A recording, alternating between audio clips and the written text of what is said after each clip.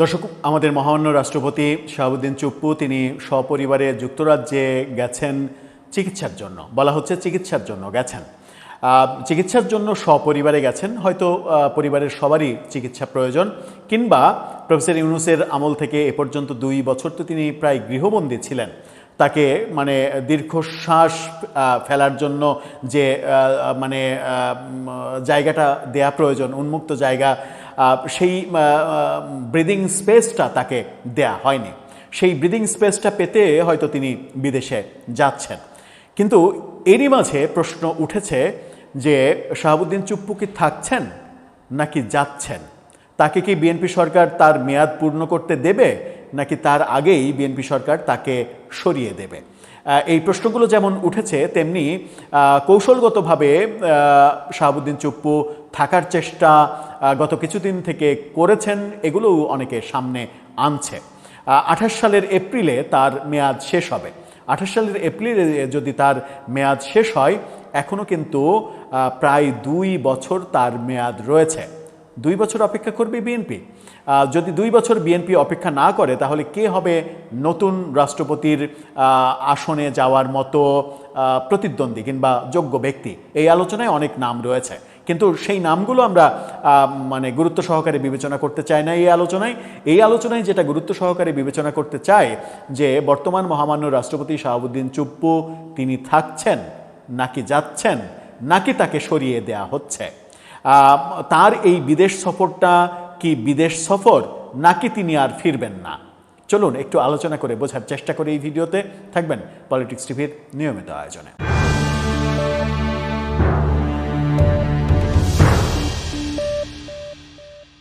দর্শক, বলছিলাম মহামান্য রাষ্ট্রপতি যুক্তরাজ্যে গেছেন চিকিৎসার জন্য, এবং গেছেন সপরিবারে। আমি নিশ্চিত নই যে সপরিবার বলতে তিনি এবং তার স্ত্রী শুধু, নাকি সন্তানদের সঙ্গে নিয়ে গেছেন, যে সন্তানরা তার সঙ্গে বঙ্গভবনেই অবস্থান করতেন একসাথে। সেটা আমার কাছে পরিষ্কার নয়। পত্রিকা যেটা জানিয়েছে সেটা হচ্ছে যে সপরিবারে তিনি গেছেন, যুক্তরাজ্যে গেছেন চিকিৎসার জন্য। এরই মাঝে এই কারণেই প্রশ্ন উঠেছে, যে প্রশ্ন অনেকগুলো। নাম্বার 1 প্রশ্ন, যে এ যাওয়াই কি তার শেষ যাওয়া? তিনি কি ফিরে আসবেন, নাকি তিনি সেফ এক্সিট নিয়ে নিলেন? তিনি যুক্তরাজ্য যাওয়ার পরে হয়তো একটা পদত্যাগপত্র পাঠিয়ে দেবেন সংশ্লিষ্ট জায়গায়, যে জায়গায় রাষ্ট্রপতি পদত্যাগপত্র দেন। সেটা হতে পারে স্পিকার, হতে পারে প্রধান বিচারপতি, যে কোনো এক জায়গায় হতে পারে। সেটা করবেন। তার কি এই সেফ এক্সিটটা প্রয়োজন ছিল, যেন রাষ্ট্রপতির জায়গা পদটা ছাড়ার পরে তাকে কোনো ধরনের কোনো ডিস্টার্ব ফিল করতে না হয়, কোনো ধরনের বিপদ যেন তাকে ফেস করতে না হয়, সেই কারণে এটা প্রয়োজন ছিল? এই প্রশ্নগুলো চতুর্দিকে উঠেছে। সুতরাং প্রশ্নটা খুবই গুরুতর, যে তিনি এই সফরটাই, এই বিদেশ যাওয়াটাই তার শেষ যাওয়া কিনা, তিনি ফিরবেন কিনা। অনেকে বলতে পারেন যে এই প্রশ্ন কোত্থেকে আসলো? এই প্রশ্ন এই কারণেই আসলো যে চতুর্দিকে গুঞ্জন শুরু হয়েছে যে শাহাবুদ্দিন চুপ্পু তিনি থাকছেন না যাচ্ছেন। বাংলা ট্রিবিউন এটা নিয়ে একটা নিউজ করেছে। বাংলা ট্রিবিউনের শিরোনামটা দেখে নিন। তারা বলছে, রাষ্ট্রপতি মোহাম্মদ শাহাবুদ্দিন মেয়াদ শেষ করতে পারবেন? এই প্রশ্ন তারা করেছে, এবং এই প্রশ্নের উত্তর খোঁজার চেষ্টা করেছে তারা। কি বলছে তারা? তারা বলছে যে আইন অনুযায়ী বর্তমান রাষ্ট্রপতির মেয়াদ আগামী 2028 সালের এপ্রিল মাস পর্যন্ত। এরই মধ্যে তাকে নিয়ে বিরোধী দলগুলোর পক্ষ থেকে নানা রকমের সমালোচনা হচ্ছে। কদিন আগে নাহিদ ইসলাম বলেন রাষ্ট্রপতিকে অপসারণ করে তাকে গ্রেপ্তার করতে হবে, যে লেকচারগুলো তারা প্রফেসর ইউনূস সরকার শুরুর পর থেকেই বলছিলেন। তারা ওই স্বরাষ্ট্রমন্ত্রী সংসদে খুব ভালো কথা বলেছেন, যে আমার প্রিয় সংসদ সদস্য নাহিদ ইসলাম তিনি রাষ্ট্রপতিকে সরিয়ে দিতে বলছেন। এখন রাষ্ট্রপতি তার কাছে খুব খারাপ হয়ে গেছে, কিন্তু যেদিন তিনি রাষ্ট্রপতির কাছে শপথ নিয়ে সরকারে গিয়েছিলেন, উপদেষ্টা হয়েছিলেন, তখন রাষ্ট্রপতি তার কাছে খুব ভালো ছিল, আজকে খারাপ হয়ে গেছে, এভাবে তিনি বলেছেন। বাস্তবতা তাই। তখন রাষ্ট্রপতির কাছে শপথ নিয়েছেন, সংবিধান রক্ষা করেছেন, পরবর্তীতে সংবিধান ছুঁড়ে ফেলার কথা বলেছেন, এবং প্রতি মুহূর্তে তারা বলেন 72-এর সংবিধান ছুঁড়ে ফেলা হবে। এই ব্যাপারগুলো তারা বলেন। কিন্তু রাষ্ট্রপতিকে সত্যিই কি এই বিরোধী দলের ব্যাপারে মানে ফ্যাসিস্টের দোসর দিয়ে তাকে সরিয়ে দিতে হবে, তাকে গ্রেপ্তার করতে হবে, এই মন্ত্রে মন্ত্রমুগ্ধ হবে বিএনপি এবং রাষ্ট্রপতিকে সরিয়ে দেবে? এই প্রশ্ন কিন্তু চতুর্দিক থেকে আসছে। গত 12ই মার্চ সংসদের প্রথম অধিবেশনে রাষ্ট্রপতির ভাষণ দেওয়াকে কেন্দ্র করে বিরোধী দল কি করেছে সেগুলো আমরা সবাই জানি। কিন্তু মজার ব্যাপার হচ্ছে রাষ্ট্রপতির ভাষণ এবং রাষ্ট্রপতির পরবর্তীতে 2-4 জায়গায় কথা বলা, এই কথা বলাতে রাষ্ট্রপতিকে মানে পুরোপুরি চেঞ্জ মনে হয়েছে। এখন যখন রাষ্ট্রপতি ভাষণ দেন, সংসদে ভাষণ দেন কিংবা কোথাও ফর্মালি ভাষণ দেন, এই ভাষণগুলো কিন্তু তার নিজের বক্তব্য না, এগুলো সবই সরকারের লিখে দেওয়া বক্তব্য, তিনি শুধু পাঠ করেন। এটাই রেওয়াজ। সরকার লিখে দেবে, মন্ত্রিপরিষদে সেটা পাশ হবে, তারপরে সেটা রাষ্ট্রপতির কাছে যাবে, রাষ্ট্রপতি সেটা পড়ে শোনাবেন, সেটাকেই রাষ্ট্রপতির ভাষণ বলা হয়।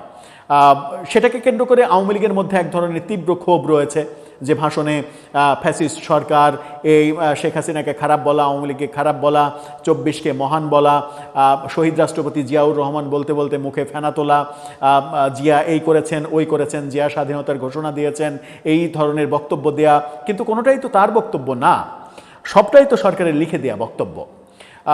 এই কারণে অনেকে বলছেন যে রাষ্ট্রপতি শাহাবুদ্দিন আহমেদ নানাভাবে বিএনপি যেন মানে ব্যারাজ না হয়, বিএনপি যেন খুশি থাকে, সেই চেষ্টা করে যাচ্ছেন এবং সেই চেষ্টা করার মাধ্যমে এক ধরনের সমঝোতা হয়ে গেছে বিএনপির সঙ্গে এবং সেই সমঝোতার মাধ্যমে তিনি তার মেয়াদ পূর্ণ করবেন, অর্থাৎ 2028 সালের এপ্রিল মাস পর্যন্ত তিনি ক্ষমতায় থাকবেন। এর পেছনে আবার আরেকটা যুক্তিও কাজ করতে পারে। কি যুক্তি? রাষ্ট্রপতির মেয়াদ যদি পূর্ণ করা হয় কিংবা মেয়াদ পূর্ণ না করেও অন্তত আরও কিছুদিন যেন রাষ্ট্রপতিকে রাখা যায়, তাতে বিএনপির একটা লাভ হবে। কি লাভ? 1 বছর পরে যদি বিএনপি নতুন রাষ্ট্রপতি নিয়োগ দেয়, তাহলে পরবর্তী সরকার আসারও 1 বছর পরে ওই রাষ্ট্রপতি কিন্তু থাকবেন। তার মানে হচ্ছে পরবর্তী নির্বাচনের সময় এই রাষ্ট্রপতিকে দিয়ে অনেক কাজ করানো যাবে। প্রত্যেকটা সরকারই চায় যে পরবর্তী সরকার কিংবা পরবর্তী নির্বাচনের সময় তার নিয়োগ করা রাষ্ট্রপতিই দায়িত্ব পালন করুন, যেন কোনো ধরনের কোনো বড় বিপদ তাদেরকে ফেস করতে না হয়। সেই জায়গা থেকে বিএনপির একটা টেকনিক্যাল বড় লাভ হবে যদি শাহাবুদ্দিন চুপ্পুকে আরও কিছুদিন রেখে নতুন রাষ্ট্রপতি নিয়োগ করা হয়। নতুন রাষ্ট্রপতির জায়গায় ডক্টর খন্দকার মোশাররফ হোসেন, কখনো কখনো ডক্টর মঈন খান, কখনো মির্জা ফখরুল ইসলাম আলমগীর, অনেকের নামই শোনা যাচ্ছে। আবার ডক্টর ইউনূসের নামও কিন্তু শোনা যাচ্ছে। অনেকে বলছেন যে ডক্টর খলিলকে যখন করা হয়েছে, পররাষ্ট্রমন্ত্রী করতে পেরেছে বিএনপি সরকার, তখন এই এজেন্ডার হাফ পূর্ণ হয়েছে, বাকি হাফ কিন্তু প্রফেসর ইউনূসকে রাষ্ট্রপতি করার মাধ্যমে পূর্ণ হবে। তার মানে হচ্ছে যে বিএনপি এখনও মার্কিন ডিপ স্টেটের বলয় থেকে বেরোতে পারেনি, বিএনপিকে নানাভাবে নানা দিক থেকে নানা কাজে বাধ্য করা হবে। এই বাধ্য যদি বিএনপি হতে না চায়, তাহলে তার উপরেও দুর্যোগ নেমে আসবে, পূর্বতন সরকারের উপর যেভাবে নেমে এসেছিল, এই কথা অনেকে বলার চেষ্টা করেন। কিন্তু ডক্টর ইউনূসকে রাষ্ট্রপতি করার মতো বোকামি বিএনপি করবে বলে আমার মনে হয় না। কারণ রাষ্ট্রপতি হলেই ডক্টর ইউনূসের চেহারা পাল্টে যাবে। রাষ্ট্রপতির হাতে যে ক্ষমতাটা আছে, রাষ্ট্রপতি কিছু করতে পারেন না, 2টা কাজ কিন্তু 3টা কাজ করতে পারেন। একটা হচ্ছে প্রধানমন্ত্রী নিয়োগ দিতে পারেন, প্রধান বিচারপতি নিয়োগ দিতে পারেন, আর একটা হচ্ছে সংসদ ভেঙে দিতে পারেন।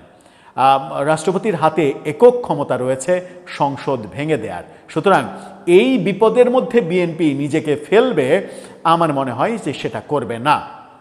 সেই কারণেই শাহাবুদ্দিনকে নিয়ে যত আলোচনা, এবং সেই আলোচনা মানে যেমন কমিউনিস্ট পার্টির সাবেক সাধারণ সম্পাদক রুহিন হোসেন প্রিন্স, তিনি বলছেন রাষ্ট্রপতি একটি সাংবিধানিক পদ, 5 আগস্টের পট পরিবর্তনের পর একটি সাংবিধানিক শূন্যতার কারণে তার পক্ষে অবস্থান নিয়েছিল বিএনপি। এখন সে পর্ব শেষ। বিএনপি হাইকমান্ডের আচরণে বোঝা যাচ্ছে তারা তাকে এই মুহূর্তে সরাতে চাচ্ছে না। আবার রাষ্ট্রপতিও এক বক্তব্যে বলেছেন সরকার চাইলে তিনি থাকতে চান। আমি মনে করি এখন আর থাকা না থাকা সরকারের সদিচ্ছার উপরে নির্ভর করে, এখন তার থাকা না থাকা। সরকার হয়তো নিজেদের সুবিধা মতো সময় পর্যন্ত তাকে রাখবে। বিরোধী দলের আপত্তি রয়েছে, সেই আপত্তি মানে সত্ত্বেও সরকার রাখবে কিনা সেই প্রশ্ন চতুর্দিকে রয়েছে। কি বলেছিলেন সরকার এবং বিরোধী দলের শীর্ষ নেতারা, এই ব্যাপারে বিভিন্ন জনের বক্তব্য মানে উঠে এসেছে। রাষ্ট্রপতি নির্বাচন নির্বাচনের পদ্ধতি কি, রাষ্ট্রপতি নিজে যখন পদত্যাগ করবেন সেই পদত্যাগের পরে নতুন নির্বাচন হবে, সেই ব্যাপারগুলো রয়েছে। সেগুলো সবই ফর্মাল ব্যাপার। রাষ্ট্রপতি না থাকলে সেখানে রাষ্ট্রপতি নির্বাচন হবে, নতুন রাষ্ট্রপতি আসবেন, দায়িত্ব পালন করবেন, শেষ। তার আগে যদি মনে হয় যে 2-4 দিনের সাংবিধানিক সংকটের প্রয়োজনে স্পিকারকে রাষ্ট্রপতির দায়িত্ব পালন করতে হবে, স্পিকার রাষ্ট্রপতির দায়িত্ব পালন করবেন, ডেপুটি স্পিকার স্পিকারের দায়িত্ব পালন করবেন। খুবই সিম্পল ইকুয়েশন। কিন্তু ইকুয়েশনের শেষ রেজাল্টে কি? শাহাবুদ্দিন চুপ্পু থাকছেন না যাচ্ছেন? এই বিদেশ যাত্রাটাই কি তার শেষ যাত্রা, নাকি তিনি আবার ফিরে আসছেন? রুহিন হোসেন প্রিন্স সহ অনেকেই মনে করেন যে বিএনপির এই মুহূর্তের যে পরিকল্পনা, তাদের যে কর্মকাণ্ড দেখে বোঝা যাচ্ছে যে এই রাষ্ট্রপতির কর্মকাণ্ডে বিএনপি নাখোশ না। এক ধরনের বিএনপির সঙ্গে রাষ্ট্রপতির সমঝোতা হয়ে গেছে এবং সেই সমঝোতার ফলে মেয়াদ পূর্ণ করার সম্ভাবনাই বেশি। তাতে করে রাষ্ট্রপতি শাহাবুদ্দিন আহমেদ ইতিহাসে সম্মানিত হবেন নাকি কলঙ্কিত অধ্যায় রচনা করবেন? রাষ্ট্রপতি পরবর্তীতে রাজনৈতিকভাবে, রাজনৈতিক বিবেচনায় একজন মানে অসাধারণ ব্যক্তি হিসেবে পরিচিত হবেন নাকি বিশ্বাসঘাতক হিসেবে পরিচিত হবেন, বিশেষ করে আওয়ামী রাজনীতির পক্ষ যারা নেন কিংবা আওয়ামী রাজনীতি করেন তাদের কাছে? এই ইকুয়েশনগুলোও রয়েছে। আমার মনে হয় যে রাষ্ট্রপতির অলরেডি যে সময়টা পার হয়ে গেছে সেই সময়েই তিনি আওয়ামী লীগের নেতাকর্মীদের আস্থা হারিয়ে ফেলেছেন। আওয়ামী লীগের নেতাকর্মীদের আস্থা প্রফেসর ইউনূসের আমল পর্যন্ত ছিল, কিন্তু বিএনপির আমলে যদি তিনি সরকার গঠনের পরপরই, সরকারের শপথ নেয়ার পরেই তিনি যদি পদত্যাগ করে ফেলতেন, তাহলে আমার মনে হয় যে আওয়ামী লীগের মানে তিনি যে দল করেন সেই দলের কাছে তিনি বিতর্কিত হতেন না। কিন্তু সেখানে তার একটা বড় রিস্ক ছিল। সেই রিস্কটা হচ্ছে তিনি যদি সরকারের অমতে কিংবা সরকারকে মানে কি বলবো যে রাগিয়ে তিনি যদি পদত্যাগ করে ফেলতেন, সরে যেতেন, তাহলে কিন্তু তার নিজের ওপরে বিপদ নেমে আসতে পারত, তাকে গ্রেপ্তার করার ব্যাপার থাকতে পারত, অনেক কিছুই হতে পারত। সুতরাং নিজের ভালো পাগলেও বোঝে। নিজের ভালো তিনি বুঝেছেন এবং তিনি সেইভাবেই এগিয়ে যাচ্ছেন। তাকে নিয়ে যদি কোনো ধরনের বিতর্ক না হয় তাহলে বিএনপি সরকার তাকে রেখে দেবেই বলে আপাত অর্থে মনে হচ্ছে।